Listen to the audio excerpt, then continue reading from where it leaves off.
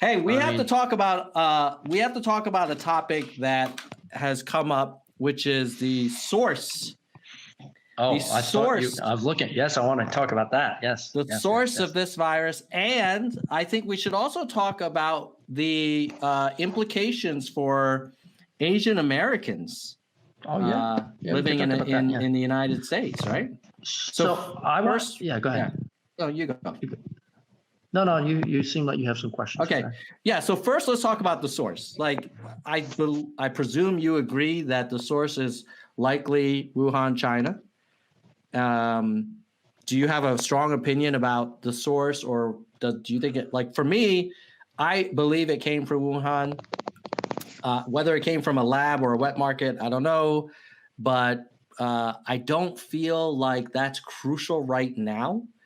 I think we need to get the vaccine, and then we need to hold all parties accountable for whatever they did to contribute to this. But, withholding funding from the WHO and calling it the Wuhan virus, like, that doesn't seem productive to me right now. It seems like a distraction. A few weeks or a month ago when Trump called it the China virus, I was kind of pissed off. But then I deep dived into bigger, and basically he was defending us because the Chinese foreign minister of whatever, propaganda, whatever that guy, he was saying that was spread through 4 American soldiers, blah, blah, blah. And so no, Trump was saying, no, it came from China. You guys tried to cover it up. And so what I believe it came from Wuhan.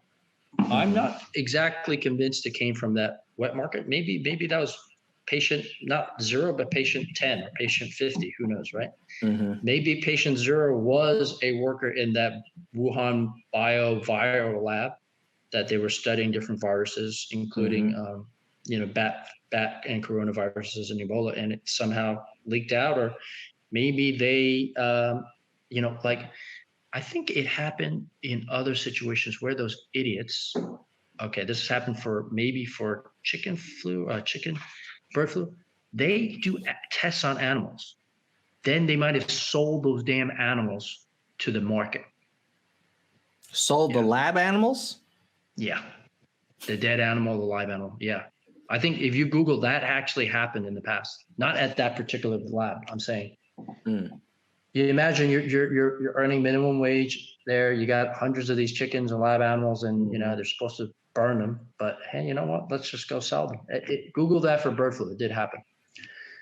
But do you think this is what we as a country should be focused on right now? Like, to me, it feels like there'll be time for that. That's not now. You know what? This was in a. Who benefits? Like, so for example, like when I think that China locked down the country January 22nd or so, January 22nd, 23rd. Trump banned it as of February 2nd, but he put the ban in late January, right? Mm-hmm. But China restricted domestic travel January 22nd, 23rd, actually. The same day that Mom moved or tried out Orlando. She moved from Seattle to Orlando on the 23rd. But I don't believe the Chinese restricted international travel. So those guys, think about this. They don't want the virus to spread locally, but they're okay with it spreading internationally. It was easier. Now think about it this way. Imagine if it didn't spread internationally. I think the racial epithets against Asian Americans and the fear-mongering against Asians would even be higher than now. Because basically China would be a pariah. Basically it would be like, a no-go zone. Yeah, so a couple of points. Before we get into it, I need to thank James Abrams for hooking me up with a super chat. Let me give him the nerd gong. Woo! Thanks, James. Appreciate your support.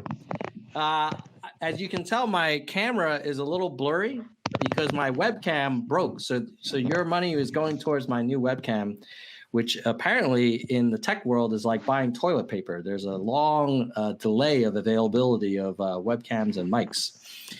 But so thank you, James. But to get to your point, I agree with you. There's actually a Nerds for Humanity video where we go through the timeline.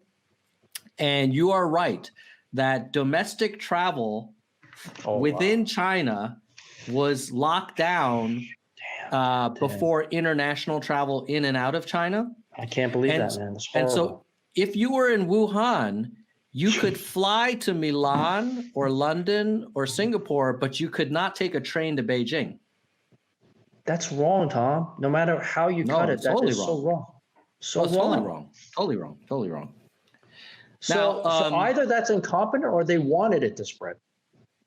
No, they didn't want it to spread. I think it's just incompetent and also worried about the impact on their economy. I mean, that's a pretty big deal for the number 2 economy in the world to shut off all international travel. I mean, now look at them. For the first time in like 50 years, they had like negative growth, right? So, but I agree, that's some BS. So they should be held to account. Like, if you're not willing to let the Wuhan folks go to Beijing and Guangzhou, they sure as hell shouldn't be coming to New York and Zurich. Yeah. So there should be some consequences for that. I think secondly, if it's not a lab thing, and it really comes from these wet markets with the exotic animal meat and everything, like there needs to be some international standards around food preparation, delivery, and hygiene, and farming and wildlife meat.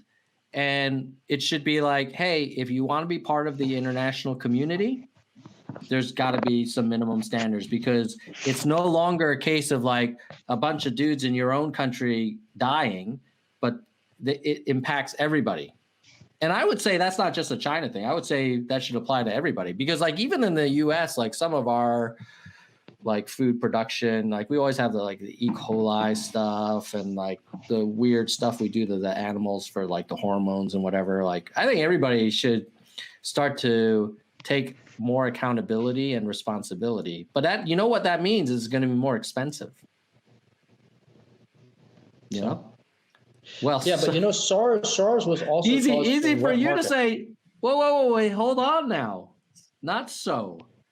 Because if someone's barely able to pay their rent, and now they're going to have to pay double for their meat because of all of these new requirements, they're going to have even fewer choices and worse nutrition.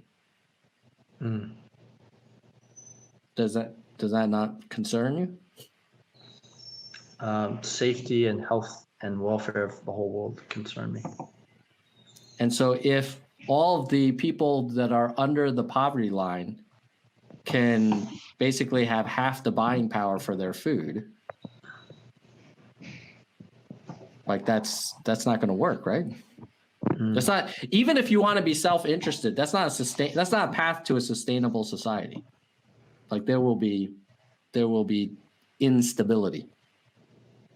Yeah, if they don't get enough food, then they're not going to be so healthy. So apparently I was watching some, the Black Plague, was throughout history, even during the Roman Empire. If they got less grain in Rome, people got more sick because they're not so healthy. Yeah. Oh, yeah.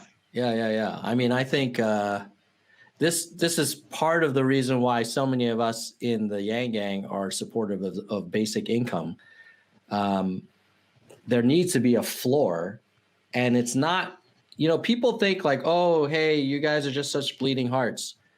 But there's also like, if you are doing well in life and you want a stable society, having poor people starve in the streets, it's not going to end well for the rich. I'll tell you that right now. If I were barely able to make it and people are driving by in their like stretched Teslas, at some point I'm going to be like, Yeah, I don't know, man. But I don't really like that UB, I think. So.